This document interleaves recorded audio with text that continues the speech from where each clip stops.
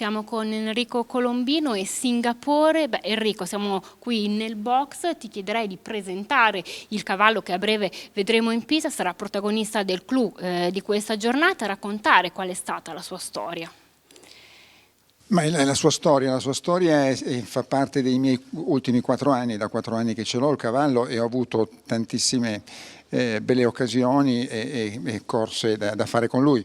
Lo guido quasi sempre io il cavallo e lo lavoro anche io personalmente sabato mattina, quindi mi ha dato tante soddisfazioni sia di corsa che anche sulla preparazione. Abbiamo fatto qualche correzione, adesso negli anni è diventato anche più tranquillo in corsa.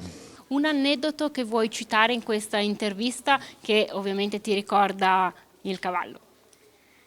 Ma gli aneddoti diciamo più belli sono quelli di Milano, perché comunque ho fatto 3 o 4 volte con lui batteria e finale, ed è un cavallo tra l'altro che nella seconda prova dà il meglio di sé, perché è un cavallo molto diciamo molto robusto, non sente la doppia prova e quindi molte volte nella seconda prova abbiamo fatto molto bene e a Milano abbiamo vinto 2 volte batteria e finale, cioè batteria qualifica e la finale siamo riusciti a vincerla, insomma.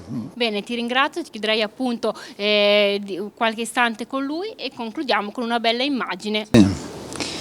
Ok, fatti vedere.